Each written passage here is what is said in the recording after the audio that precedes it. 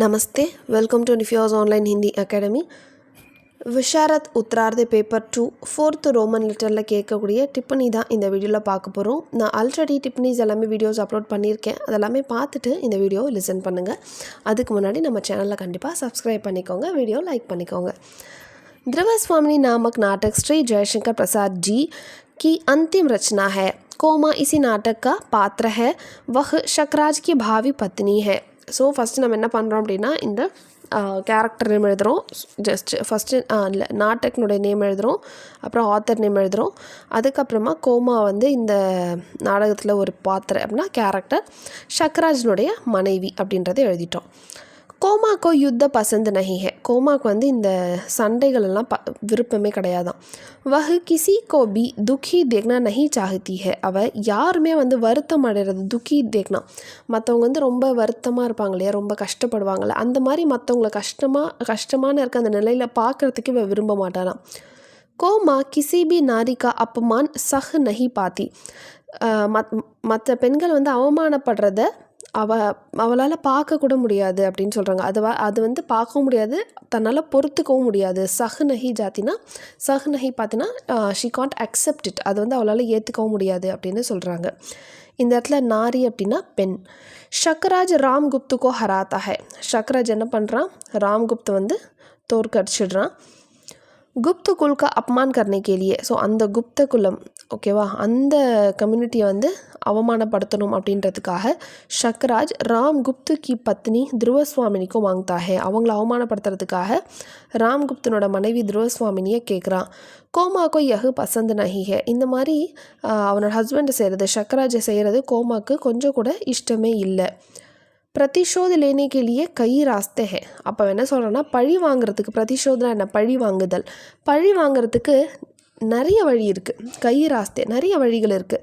ஸ்திரீ கான் அப்மான் கர்னா और உஸ்ஸே பிரதிஷோது கஹனா கோமாக்கோ பசந்த் நஹி ஹே. அதாவது பழி வாங்கிறதுக்காக ஒரு பெண்ணை அவமானப்படுத்துறதும் அதுதான் பழி வாங்குறது அப்படின்னு சொல்கிறதும் கோமாக்கு சுத்தமாக இஷ்டமே இல்லை. கோமாக்கோ ஷக்ராஜ் சே ஜியாதா பியார் ஹே. கோமா ஷக்ராஜை ரொம்ப விரும்புகிறா. ஜப் துருவஸ்வாமினி ஷக்ராஜ் கே महल में आती है तब कोमा दुखी हो जाती है.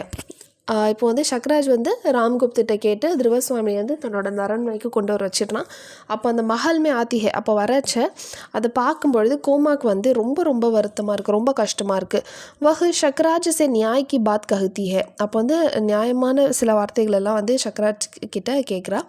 மகர் வஹ் கோமாக்கோ டுக்ரா தேத்தா ஹே. ஆனால் அவன் என்ன பண்ணிடுறான், கோமா அவன் சொல்கிறது எல்லாமே மறுத்துடுறான். டுக்ரா தேத்தா ஹேன்னா மறுத்து விடுறான். Rejected that.